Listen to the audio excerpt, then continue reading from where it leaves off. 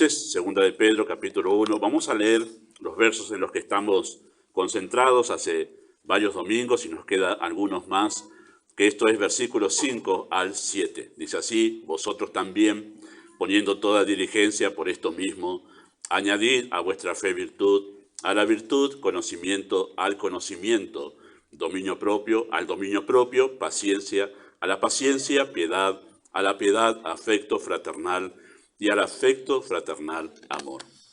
Amado Padre, damos muchas gracias en esta mañana por tu palabra, por la libertad que tenemos para poder abrirla en nuestro país. Gracias por concedernos esta misericordia de poder tener cultos públicos sin ser perseguidos, y ayúdanos a aprovechar esta bendición. Hermanos, en otros tiempos y ahora en otros lugares no pueden hacerlo. Pedimos que nos des la gracia de ser diligentes en aprovechar esta bendición. Y oramos que en este tiempo tú aquietes nuestros corazones y nuestros pensamientos y podamos oír tu voz, resonar dentro de nuestras almas.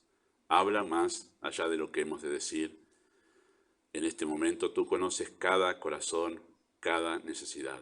También conoces a los hermanos que no pueden estar hoy aquí por situaciones de fuerza mayor, de salud, de cuidado. Pedimos que tú los guardes y también les hables en esta mañana. Pedimos tu bendición en el nombre de Cristo.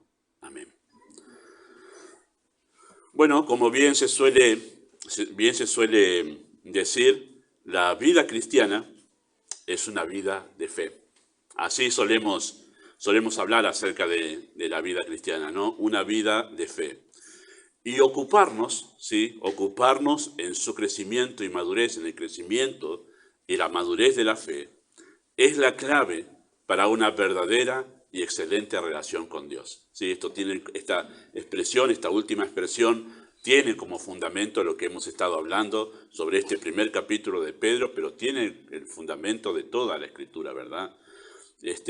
Sin fe es imposible agradar a Dios, dice la carta a los Hebreos en el capítulo 11, ¿sí? Así que nuestra fe crezca y madure es la clave para una verdadera relación con Dios.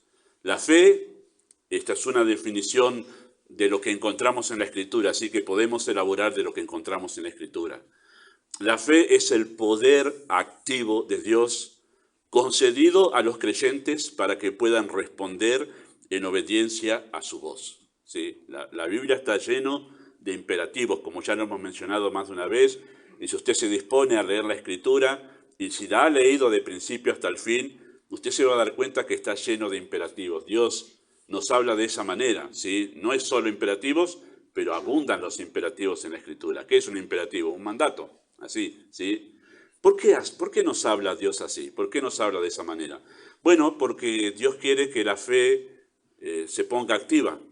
La fe nace por la palabra de Dios, como hemos mencionado más de una ocasión, y la manera en que la fe responde, actúa en nosotros, es cuando escucha un mandato de Dios. Cuando escucha un mandato de Dios, la fe se despierta y responde a ese mandato.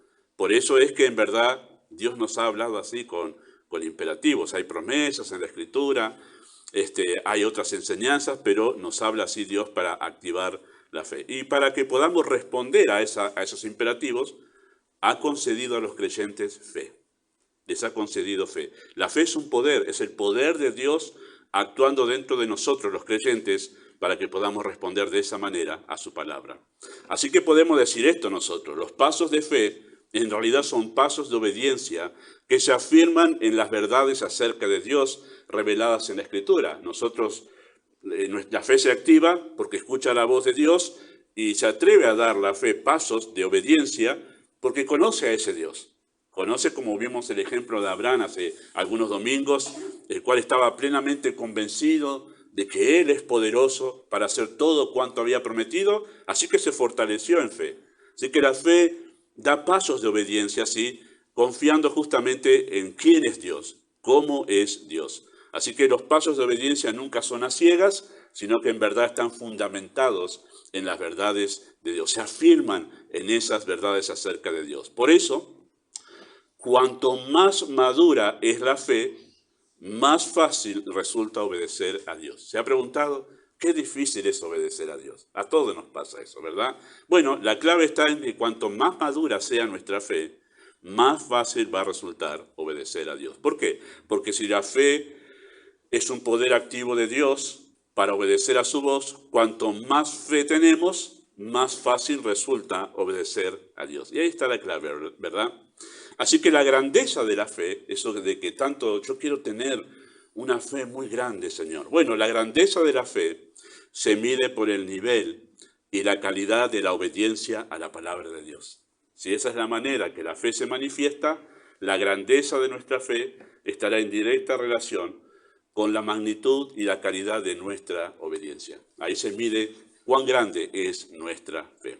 No en cuánto, en verdad, nosotros logramos que Dios haga por nosotros, sino cuánto nosotros estamos dispuestos a obedecer a Dios, y ahí se mide la grandeza de la fe. Bueno, ¿cómo crece la fe? ¿Cómo crece la fe? ¿Cómo llegamos a tener una gran fe? Podría ser la misma pregunta, pero de otra manera. Bueno, en nuestro pasaje en el que estamos detenidos hace varios domingos nos responde de esta manera: añadiendo cualidades de una vida piadosa, incorporando en nosotros, en nuestra forma de ser, cualidades de una vida piadosa. Bueno, ¿qué cualidades, no? ¿Qué cualidades debemos añadir para que nuestra fe crezca? Es la otra pregunta que debemos hacer para introducirnos al texto. El verso 6, el verso 5, 6 y 7, mejor dicho, ¿no? Nos responde en cuarto lugar diciendo que además de añadir o incorporar en nosotros excelencia, además de añadir e incorporar conocimiento, y además de añadir e incorporar dominio propio, que son las cuatro cosas que hemos visto nosotros las tres cosas que hemos visto hasta ahora, también nos dice en cuarto lugar en esta mañana que para que nuestra fe pueda crecer y de esa manera fortalecer nuestra relación con Dios, nosotros debemos incorporar o añadir, ¿sí?, a nuestra fe paciencia. Esa es la palabra que se utiliza acá. Vamos en el recorrido de este mensaje y la vamos a cambiar, porque tendría que ser otra la palabra. Y ahora vamos a verlo nosotros. Pero Pedro nos dice, ahí está Pedro, nos dice que debemos nosotros añadir paciencia. Bueno, esa palabra paciencia, que es muy conocida para nosotros, por sí sola, esa palabra fuera de todo este contexto teológico de la Biblia, sí, no tiene gran significado, porque la usamos de una manera común. O sea, no es una palabra rara, o teológicamente escabrosa, que digamos, no, hay que estudiar mucho. En sí la palabra paciencia, fuera de este contexto, no tiene un gran significado, pero en el contexto del plan redentor de Dios adquiere un valor de trascendencia eterna. En castellano nosotros solemos decir esto, ¿no? La palabra paciencia tiene esta idea en castellano. Por ejemplo, saber esperar. Nosotros solemos decir, sé paciente, ya llegará. Y tiene esa idea, ¿no?, de saber esperar. O si no, también la palabra paciencia en nuestro uso común tiene la idea de saber aguantar. Solemos decir nosotros, qué paciencia que tenés, ¿no?, para aguantar todo eso, o para aguantar a esa persona. Entonces tiene la idea de aguante también la palabra paciencia. Esperar y tener aguante. Y también en el uso teológico tiene esos significados, pero no se queda ahí. No se queda ahí. Su significado en griego, ¿sí?, el significado de esa palabra paciencia que Pedro utiliza aquí, ¿sí?, el significado en griego y su uso teológico en la Biblia son mucho, mucho más amplios que simplemente esperar y tener aguante. El término en griego, ¿sí?, de esa palabra paciencia que Pedro puso aquí, tiene como base la palabra griega meno. Nunca hago esto, ¿verdad? Uso las palabras en griego porque nadie sabe griego, ni yo sé griego. Pero en este caso es importante. En este caso es importante. Casi todo el mensaje vamos a estar repitiendo la palabra meno, ¿sí? Esa es la base de esta palabra paciencia, ¿sí?, que básicamente significa esto, la palabra meno, ¿sí?, permanecer o perseverar. Y usted habrá leído algunos textos en la Biblia donde dice que hay que perseverar. Bueno, se usa como base esta palabra aquí que se usó, que se tradujo paciencia, ¿sí? Pero es conjugada en el Nuevo Testamento, esa palabra meno, es conjugada con diferentes prefijos para darle distintas connotaciones. Nosotros no usamos muchos prefijos en nuestra lengua castellana. Todos los que nos vienen del griego. Pues los griegos utilizaban, ¿qué es un prefijo? Bueno, está una palabra y está una palabra y antes de esa palabra se agrega otra. Eso es un prefijo. Y entre las dos conjugadas forman una nueva palabra, ¿sí? Sigue permaneciendo esta, pero se le agrega un prefijo para darle una connotación distinta. También los griegos utilizan en su idioma los que son sufijos. Está la palabra y se pone otra detrás para darle un significado diferente al que tiene la palabra. Nosotros usamos, por ejemplo, escatología, ¿sí? Escato, que es estudio de los últimos tiempos, último en lugar, y logía, que es estudio. Entonces, el estudio de las cosas de los últimos tiempos, ¿sí? Eso es escatología. Ese sufijo logía lo usamos en muchas cosas. Radiología, ¿sí? Ahí tiene el sufijo ese. Y los prefijos también son utilizados en griego para darle una connotación diferente a las palabras.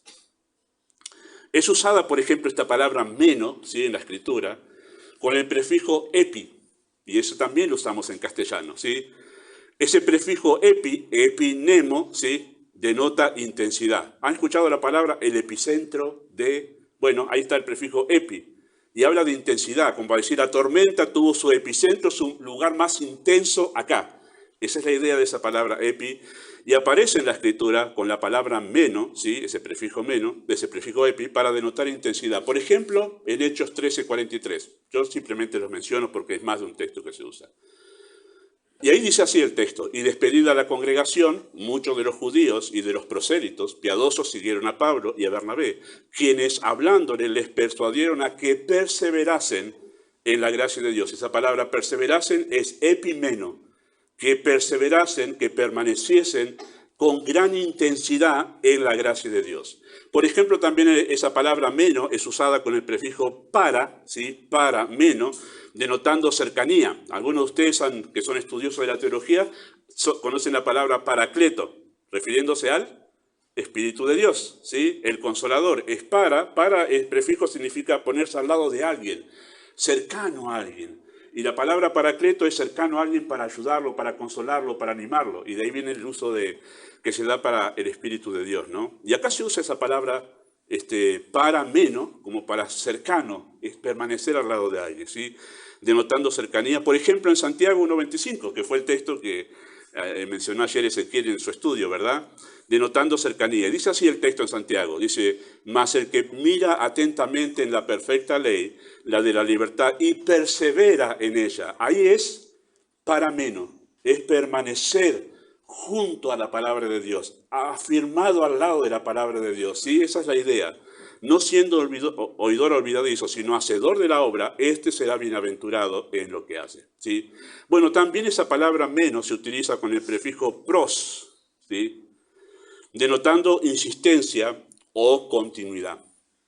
Y por ejemplo se utiliza esa palabra así con el prefijo pros en Mateo 15:25. Y dice así el texto: y Jesús, llamando a sus discípulos, dijo: tengo compasión de la gente, porque ya hace 3 días que están con nosotros, o están conmigo. Esa palabra que se tradujo en ese texto, están conmigo, lo tradujo así el traductor al castellano, en realidad es la palabra prosmeno. Es con insistencia seguir a alguien. Perseverar pero con insistencia.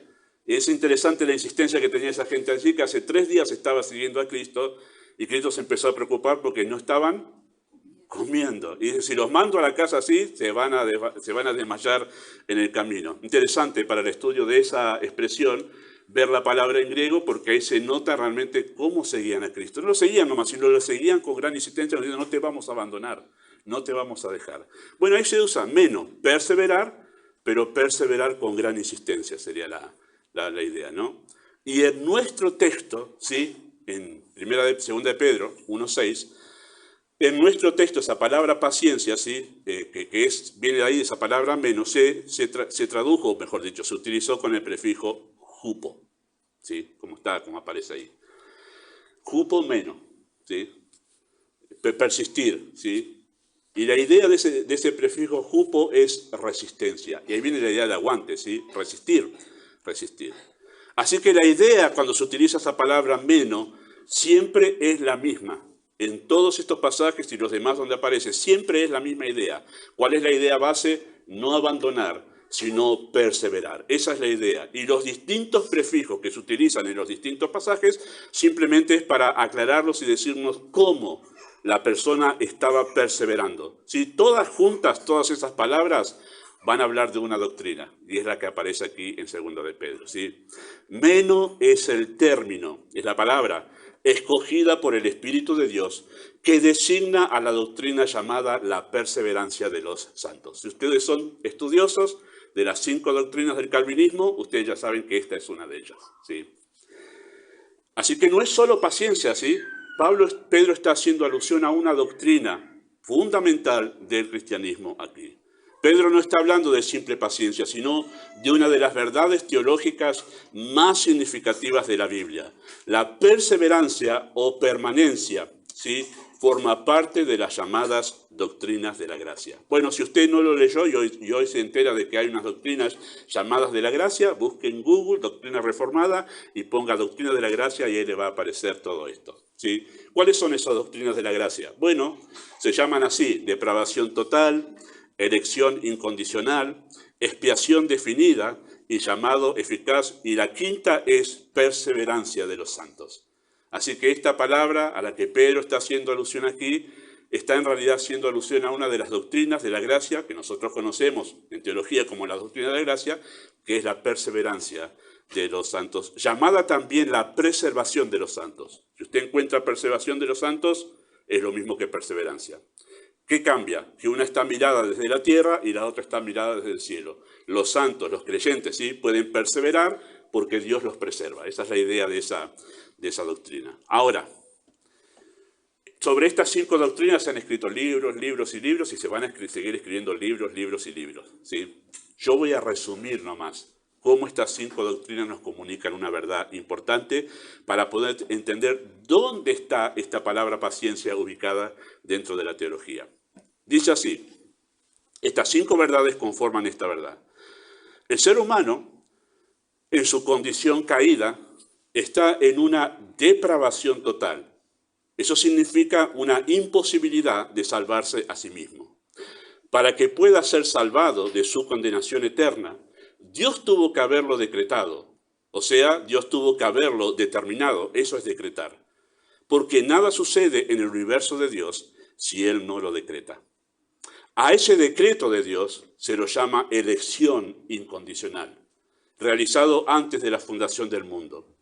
Y en su tiempo, y en respuesta a esa elección incondicional, Dios envió a su Hijo a morir en forma vicaria para realizar una expiación definida por los pecados de los escogidos. Y en respuesta a ese mismo decreto original, el Espíritu de Dios, el Espíritu Santo, mediante la predicación universal del Evangelio, ¿sí?, realiza un llamado particular y eficaz a los escogidos, logrando que irresistiblemente y con corazón quebrantado, esos escogidos crean en Cristo como su Salvador. Y de ahí en más, ¿sí?, de que han sido salvados, debido a que el Espíritu permanece dentro de ellos y nunca se va, ellos perseveran en la fe. Ahí tiene lugar esta palabra paciencia que estamos viendo, ¿sí? Perseveran en la fe sin apartarse hasta llegar a la presencia de Dios. De esa última doctrina, a esta última verdad que acabo de mencionar, es a la que se refiere Pedro al utilizar la palabra hupomeno,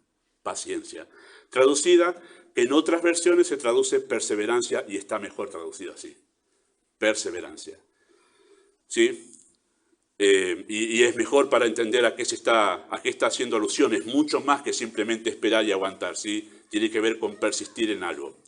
La pregunta que nosotros debemos responder para entender lo que Pedro nos está enseñando aquí: ¿por qué?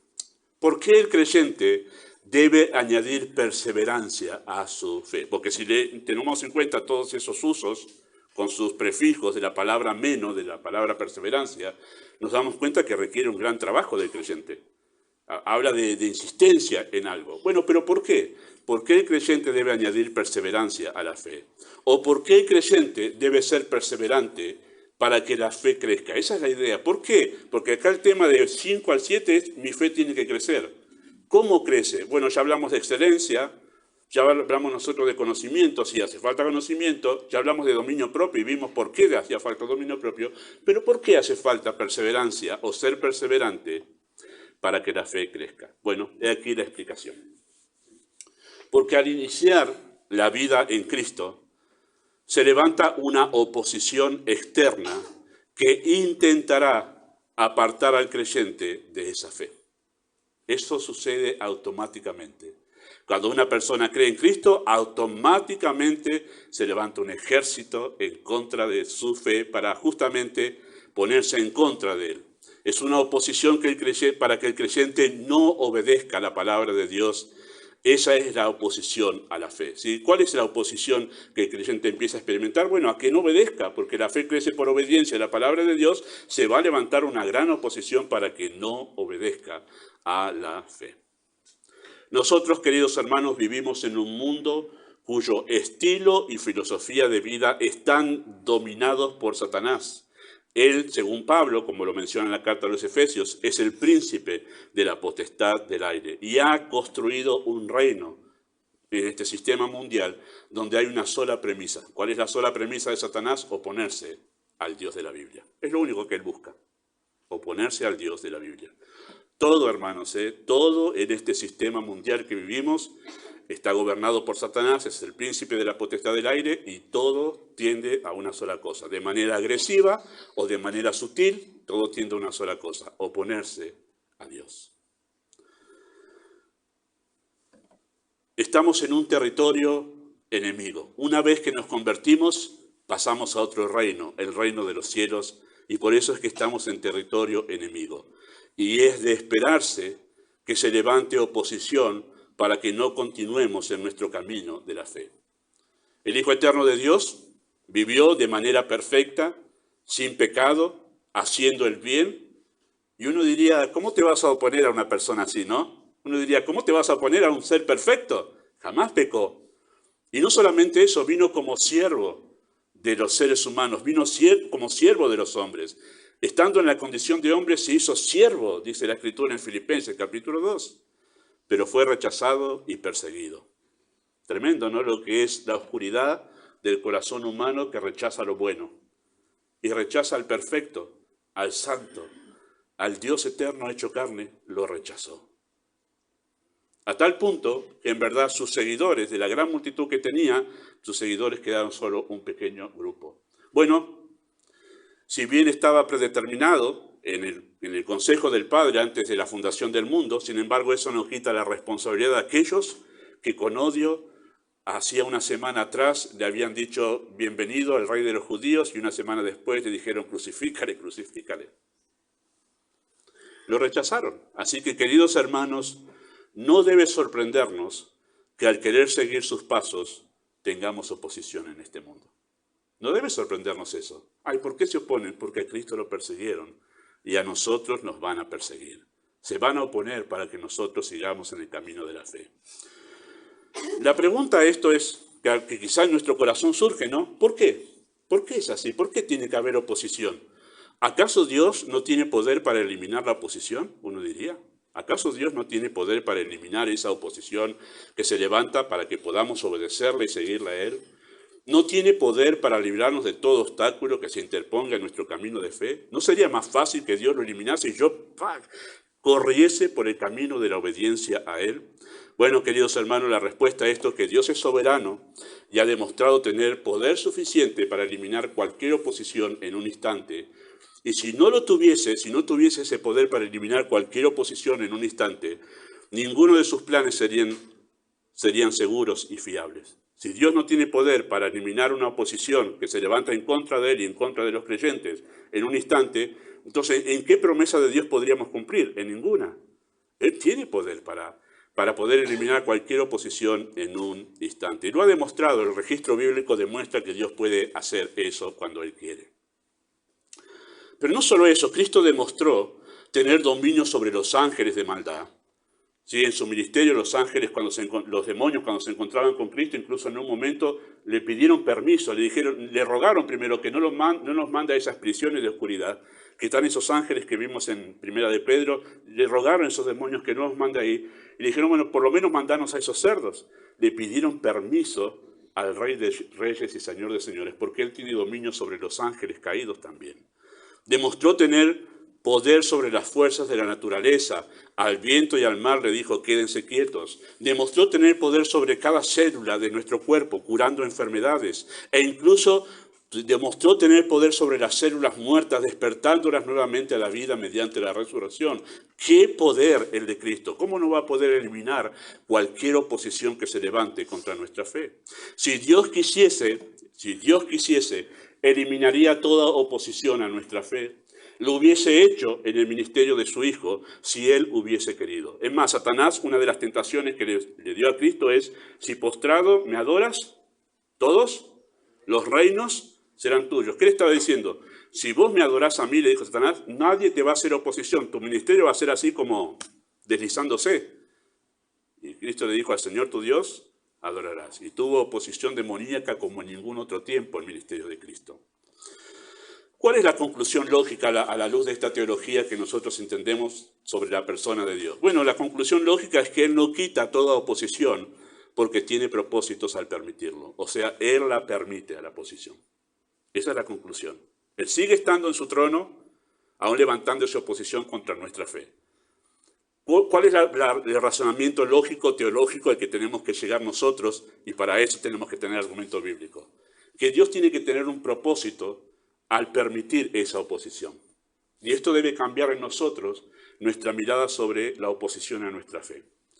Bueno, hay varias cosas que podríamos decir ahí, pero yo tengo que enfocarme en el pasaje que estamos mirando hoy. Y uno de esos propósitos por los cuales Dios permite la oposición, que en algunas ocasiones se levante oposición contra nuestra fe, lo encontramos en Santiago 2, 1, 2 al 4, y ahí les invito a ir. Pido permiso al predicador de Santiago que voy a tomar prestado su texto. Santiago capítulo 1, porque este pasaje es paralelo con el que estamos en Segunda de Pedro. ¿Qué quiere decir paralelo? Están hablando de lo mismo, exactamente de lo mismo, y lo que dice Santiago nos ayuda a entender Segunda de Pedro. El texto ahí tan conocido de Santiago capítulo 1, versículos 2 al 4, dice así de esta manera: hermanos míos, tened por sumo gozo cuando os halléis en diversas pruebas, sabiendo que la prueba de vuestra fe produce paciencia, mas tenga la paciencia su obra completa para que seáis perfectos y cabales, sin que os falte cosa alguna. Bueno, esos versículos, esos 3 versículos, es lo mismo que Pedro está diciendo con una sola palabra en Segunda de Pedro. Bueno, el texto es sumamente revelador en cuanto al tema de la doctrina de la perseverancia y por qué Dios permite la oposición, ¿sí? La clave de esos 3 versículos que acabamos de leer en Santiago, la clave está en saber que la prueba produce paciencia. Esa es la clave. Esto que a los que le estaba escribiendo Santiago estaban atravesando pruebas, salieron perseguidos de Jerusalén, empezaron nuevas iglesias y donde fueron cayeron de repente a formar una nueva vida, pero la cosa era re complicada para poder vivir ahí. Bueno, usted lee la carta a Santiago y la vamos a seguir. Hay un montón de cosas que ellos atraviesan, además de problemas laborales, problemas en las sinagogas donde tenían que ir, rechazo, discriminación, personas que se creían maestros, bueno, un montón de cosas que vemos en Santiago y por eso comienza diciendo la prueba de vuestra fe. O sea, si alguien se preguntaba de ese grupo, ¿qué nos pasa? Nos levantamos con la pata izquierda, ¿qué sé yo? No, Dios está permitiendo la oposición. Y lo primero que les dice aquí es que Dios está probando vuestra fe. Lo interesante es que la prueba de esa fe produce paciencia. Esa palabra produce es la clave acá, en Santiago. Produce paciencia, ¿sí? Y saber también que el resultado de la paciencia, ¿sí? Que es producida por la prueba de la fe, el resultado de eso es que produce madurez. Para que seáis perfectos y cabales es para que seáis maduros. Completos es, perfectos es completos, ¿sí? Entonces es esto la enseñanza del texto en Santiago. Si la fe consiste en obedecer a la palabra de Dios, una prueba de la fe consiste en una situación donde obedecer resulta más difícil. Entonces, ¿qué es una prueba de la fe? Bueno, una prueba de la fe es someter a la fe, nuestra fe, a una situación donde se complica la obediencia a Dios. Eso es una prueba de la fe. ¿Sí? Ahora vamos a aclarar qué no es una prueba de la fe, para que no nos confundamos, ¿sí? Pero una prueba de la fe es donde nosotros somos introducidos, permitidos por Dios, en una situación donde ahora se nos complica obedecer a Dios. dar respuesta justamente de nuestra fe a esa obediencia, ¿sí? Es como cuando uno está en la escuela y ya se sabe, maneja de taquito las tablas de multiplicar, pero de repente el maestro viene la semana que viene, bueno, ahora pasamos a, ni sé qué otra cosa más difícil que eso hay, un montón. ¿Cómo? Algoritmo, ahí está, y si viene con algoritmo, ¡wow! ¿Y ahora qué hago con todos los números que me aprendí? Yo me creía un matemático hasta ahora, pero ahora viene otra cosa más difícil. Bueno, esa es la idea de la prueba de la fe, someterla a una situación donde ahora sí, los medios de gracia, ¿se acuerdan que los medios de gracia son las herramientas para que nuestra fe crezca? Ahora leer para mí era una cosa así, que la tenía dominada, orar ya tenía mi tiempo ahí justito, todos los días, la iglesia ya está, ya me ato los cordones solo, ya no es un problema congregarme, pero se presenta algo que complica alguna de esas cosas para poder crecer en la fe. Eso es una prueba de la fe. En ese momento, cuando viene el profesor de matemáticas con los algoritmos, sí, en ese momento sucede algo sobrenatural en el creyente. Y eso es lo maravilloso de esto. Sucede algo sobrenatural. En lugar de desalentarse, la fe estimula al creyente a perseverar. Esa es la palabra, a perseverar. El texto dice que la prueba de la fe produce paciencia. Por eso digo esto, que sucede algo sobrenatural, porque esto es lo que Santiago dice. Esto pasa cuando la fe es sometida a una prueba, automáticamente pasa esto, produce paciencia. Y me gusta esa palabra produce, porque la palabra produce tiene como base el término ergo. No latín, sino griego, por las dudas, ¿sí? Ergo. Y esa palabra ergo, de griego, significa trabajo. Así que la prueba de la fe produce trabajo. Ahora no me cierra el texto, pastor, estaba mejor cuando decía paciencia. Es trabajo. Y quizá usted ha escuchado esa palabra ergo. Si usted tiene por lo menos más de 40, se habrá hecho un chequeo y le habrán mandado a hacer una ergometría. Ahí está el prefijo ergo, ¿sí? Y la ergometría, para los que todavía son jóvenes y no saben, lo llevan al médico, lo ponen en una cinta, esa donde se corre, pero le enchufan un montón de cositas acá para poner al corazón a una exigencia mayor a ver cómo está el corazón. Eso es una ergometría. Así ya sabe que después de los 40 va a tener que hacerse una de esas para ver cómo funciona el corazón. Bueno, eso es la palabra ergo, trabajo, poner a algo a una mayor intensidad de trabajo, ¿sí? Así que el texto, en este texto, esa palabra ergo, ¿sí? Produce, ¿sí? Ergo, está conjugada con un prefijo que indica intensidad. No solo es trabajo, sino es trabajo intenso, ¿sí? Entonces, la prueba de la fe exige un trabajo intenso en la paciencia, en la perseverancia. Produce paciencia. Hace que la paciencia se diga, bueno, hay que arremangarse ahora. No es solo perseverancia, es ahora que te pongas, te arremangues y es un trabajo más intenso para seguir perseverando en la fe, pero ahora con mucho más trabajo. Ahora vas a tener que perseverar, pero más difícil es la cosa. Esa es la idea. Y usted dirá, ay, pastor, esto no me da ninguna esperanza. Yo pensé que usted me iba a dar que la vida es color de rosa. No, exige más trabajo. Y esa palabra que encontramos ahí, paciencia, en Santiago, es exactamente la misma palabra que usa Pedro. ¿Sí? Es la misma palabra. ¿Sí? Mayor resistencia y aguante. Así que esa palabra paciencia en Santiago y la que se usa en Pedro, me gusta esto, porque el gráfico a mí me queda clarísimo, espero que a ustedes también. Los estudiosos del griego, no encontré mucho sobre eso, solamente hay un autor que sí sé que es un profesor de griego, así que me confío en él, ¿sí? Le presté el libro a Ezequiel, Carballosa se llama, ¿sí? Y él, que es estudioso del griego, dice que esta palabra paciencia se utilizaba en ese tiempo del griego antiguo para hablar acerca del entrenamiento de los atletas griegos. Ustedes saben que las Olimpiadas empezaron allá, en aquel tiempo de la Grecia naciente, ¿sí? Y se entrenaban los atletas griegos, que eran todos varones, no había mujeres en el seno de la democracia, ¿eh? No había mujeres compitiendo en las Olimpiadas. Y no solo eso, sino que no podían ir las mujeres a ver las Olimpiadas cuando se hacían. Había una razón. Se competía desnudo. Bien. Esa era una cuestión en los atletas. Pero ¿cómo entrenaban los atletas? Ellos, los que hacían el recorrido de la pista, ¿sí? No sé si era 100 o 1000 metros, entrenaban poniéndose una piedra sobre el hombro.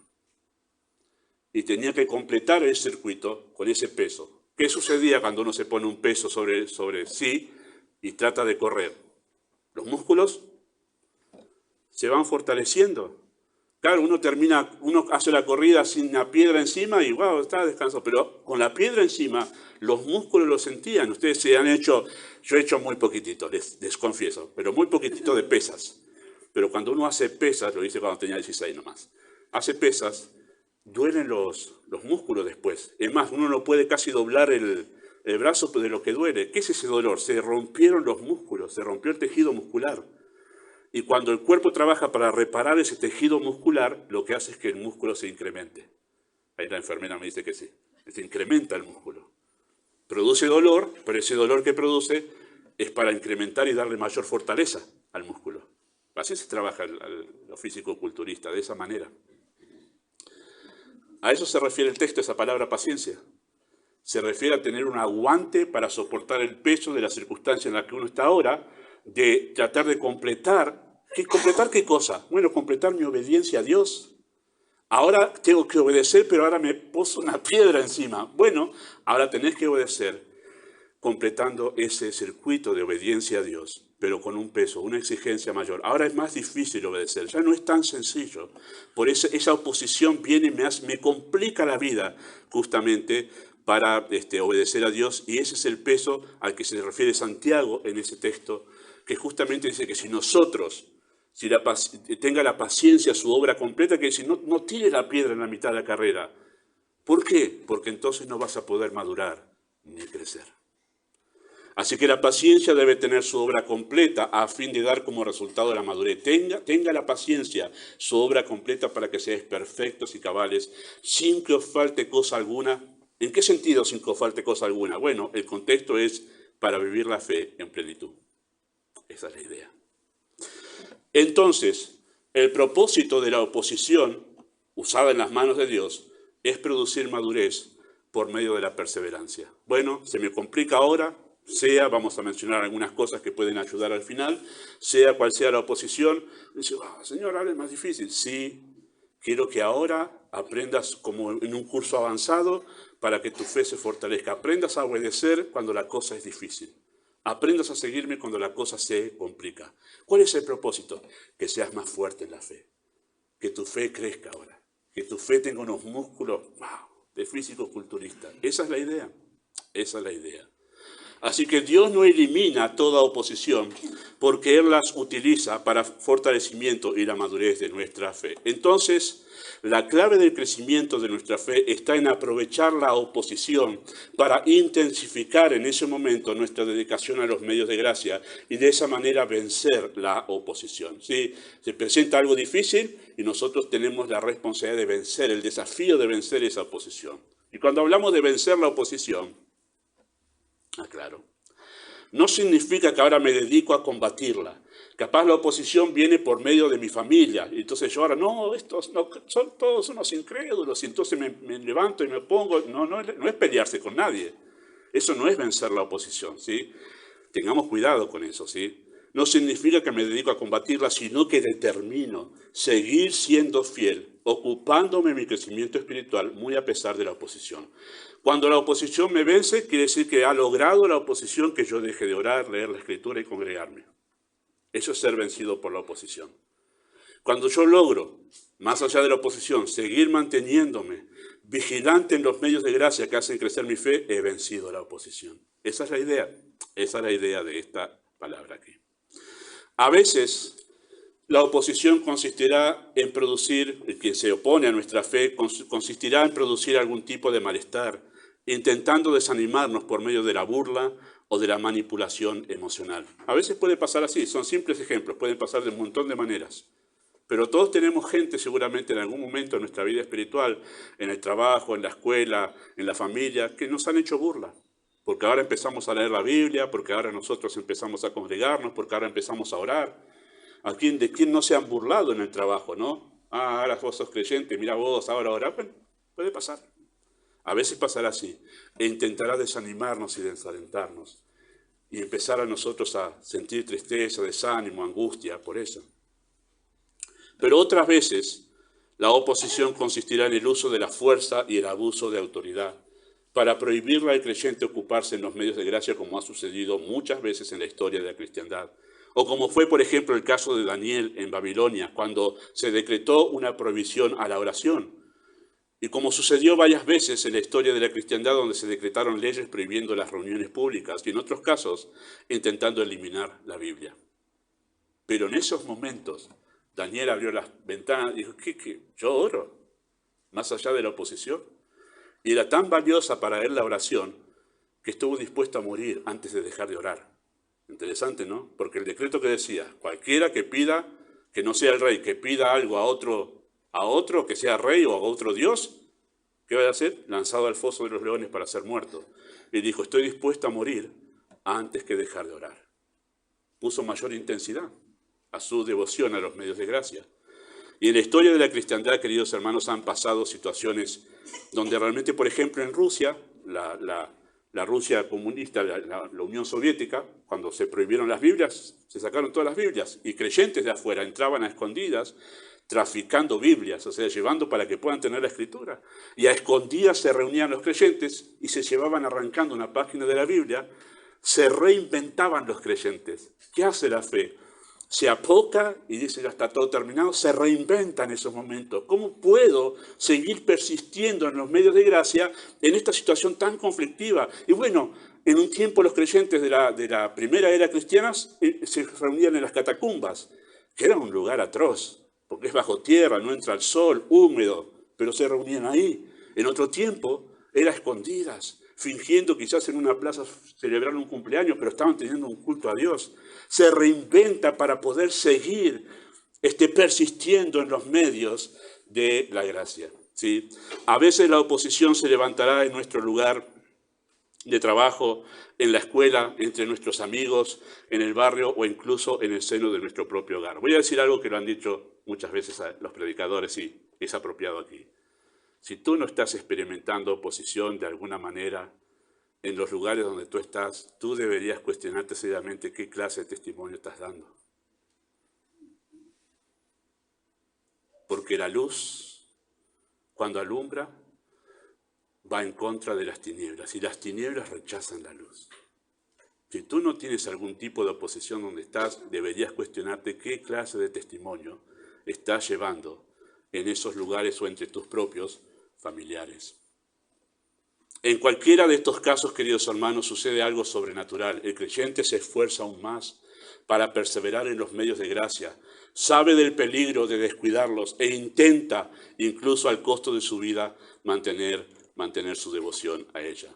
Pero nunca con agresión, jamás hará eso el creyente, sino con respeto, con humildad, con gracia y mucha sabiduría, porque a veces Satanás usa la oposición para que el creyente, en lugar de ocuparse en los medios de gracia, responda con agresión a la agresión. No es la manera de vencer la oposición. Está esta determinación del creyente, es decir, yo quiero persistir en los medios de gracia más allá de este momento difícil. Bueno, esta determinación de incrementar los esfuerzos ante la oposición es propia del que ha sido verdaderamente salvo, porque le ha sido dada una fe que lo impulsa a perseverar con mayor intensidad. Bueno, Cristo lo dijo así, a eso que acabo de enunciar. Lo dijo de esta manera en Mateo 13, 20 al 21. El que fue sembrado en pedregales, este es el que oye la palabra y al momento la recibe con gozo, pero no tiene raíz en sí, sino que es de corta duración, pues al venir, ¿qué cosa? La aflicción o la persecución por causa de la palabra, luego tropieza y se aparta, dice Lucas. Entonces la oposición no solo sirve para fortalecer la fe del creyente, sino para revelar quiénes son verdaderamente creyentes. ¿Quiénes son aquellos que dicen de labios ser creyentes, pero cuando viene la persecución, la cosa se pone difícil, no perseveran, sino que se apartan? Bueno, cuán sabio y poderoso y soberano es nuestro Dios, queridos hermanos, que aquello con lo que el enemigo intenta destruir nuestra fe, en realidad Dios lo utiliza para fortalecerlo. Tremendo, ¿no? El enemigo está intentando apagar la fe del creyente y Dios lo utiliza para fortalecer la fe del creyente. Ese es el Dios soberano. Ahora, finalmente, queridos hermanos, hay dos peligros que debemos evitar en este asunto. Debemos evitar distraernos de tratar de eliminar la oposición por nuestros propios medios, respondiendo a la agresión con más agresión. ¿Cuánta gente he visto luchando en la pandemia por cosas que hoy ya ni se hablan? Perdiendo el tiempo en cosas en las que no somos expertos para poder decir una sola palabra, cuando deberíamos haber dedicado el tiempo a más oración, más conocimiento acerca de Dios, en poder interesarnos por los hermanos, pero estaban muchos peleando por quién tiene razón, qué hay en la vacuna y qué no hay. Y hoy, tema olvidado. ¿Cuántos creyentes, no? Metidos en los temas políticos, no, porque el gobierno hace esto, aquello y lo otro, dedica el tiempo a las cosas que permanecen para vida eterna. Podríamos nosotros estar incluso especulando, ¿no? Porque el gobierno con esto lo que busca es que en verdad no se abran más las iglesias. ¿Pasó? No pasó todavía, no te preocupes entonces. ¿Se acuerda cuando en el año 90, algunos no nacieron en esa época, ¿verdad? Se hablaba de que uno de los presidentes de esa época, porque tenía un trasfondo islámico, iba a cancelar toda la religión cristiana en Argentina? Y todo, no fue un buen presidente, aviso ya. No estoy a favor de él, pero no pasó nada de eso. Yo estaba en el campamento de jóvenes en el año 91. El tema era ganando uno en el 91, me acuerdo, ese campamento. Y ocurrió la guerra de Kuwait. Algunos acá ni saben lo que era la guerra de Kuwait. Pero fue la primera vez que se habló de una guerra mundial después de la Segunda Guerra Mundial. Y el campamento estaba conmovido. Invadieron Kuwait, se viene la Tercera Guerra Mundial, es el fin de los tiempos, viene el 666. Ya no me acuerdo qué presidente estaba en ese tiempo que se hablaba del 666. Estamos vivitos y coleando, ninguna Tercera Guerra Mundial. Son todas distracciones para no ocuparnos de lo verdaderamente importante: Biblia, oración e iglesia. Tengamos cuidado de distraernos con cosas que no colaboran para el crecimiento de nuestra fe en medio de la oposición. O también tengamos cuidado de encerrarnos en un mar de autoconmiseración, porque a veces la oposición viene en la familia. Y entonces nos encerramos en un mar de autoconmiseración, pobre de mí, nadie me quiere en mi familia. Y no, las tinieblas rechazan la luz y va a pasar así. Mejor ocúpate en entregar toda esa carga emocional al Señor y saber que Él es soberano cuidando de tu vida, que nada malo te va a pasar que Él no permita. Y confía en Él y dedícate a los medios de gracia. También debemos nosotros saber que hay un engaño en el que no debemos caer. Confundir una oposición que surge por mi negligencia con una oposición por causa de la fe. Si usted se peleó con su pariente por un tema de dinero, usted no venga a la iglesia, estoy probado por el Señor. No, arregle esos asuntos económicos como debe arreglarlo, porque eso no es una prueba de la fe. Usted ha hecho algo mal ahí, quizá, usted no ha hecho bien las cosas, ha confiado en alguien que no debía confiar, Proverbios, ya hemos visto todos esos temas, bueno, arregle bien las cosas ahí. O quizá le contestó a alguien mal en un momento en su familia y ahora le viene toda la consecuencia de eso. Se le salió la correa en ese momento, se le saltaron los tapones y contestó mal y después la otra persona responde, ¿no? La que no es creyente. Y usted viene y dice, estoy probado por la fe. No, usted fue negligente. Eso no es una prueba de la fe. Entonces tengamos cuidado de no caer en el engaño de pensar que una oposición que surge por mi negligencia es una oposición por causa de la fe.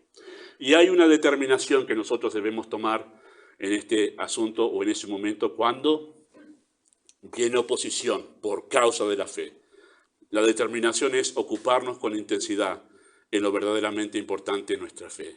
Quizá tu fe es débil, porque nunca la has exigido en los momentos en que se requería mayor intensidad. Y por eso no se fortaleció.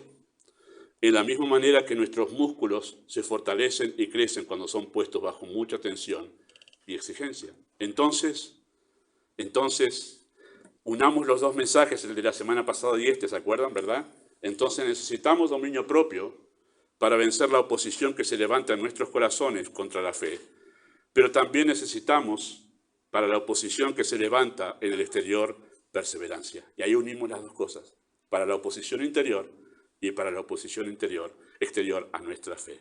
¡Wow! Estamos entre la espada y la pared los creyentes, ¿no? Hay oposición dentro a la fe y hay oposición afuera. Pero para eso hay gracia de Dios, para hacer brillar la fe, mostrando que no hay oposición que pueda realmente impedir que el creyente siga creciendo en su relación con el Señor.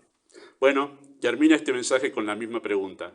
¿Asumirás el desafío de añadir mayor intensidad a los medios de gracia para que tu fe pueda crecer? Amado Padre Celestial, solo tú conoces cada corazón aquí en esta mañana. Pedimos, Padre, que seas tú glorificado al hacer que tu palabra penetre hasta lo más profundo del alma y llevando los corazones a postrarse ante ti, reconociendo que eres poderoso y en más agradecidos porque nos has dado un tesoro incomparable en la fe. Pedimos que nos ayudes a ocuparnos en ella como el bien más valioso que tenemos en esta vida. Damos gracias por los alimentos que nos has provisto para tener ahora este tiempo de comunión juntos. Pedimos que los bendigas en el nombre de Jesús. Amén.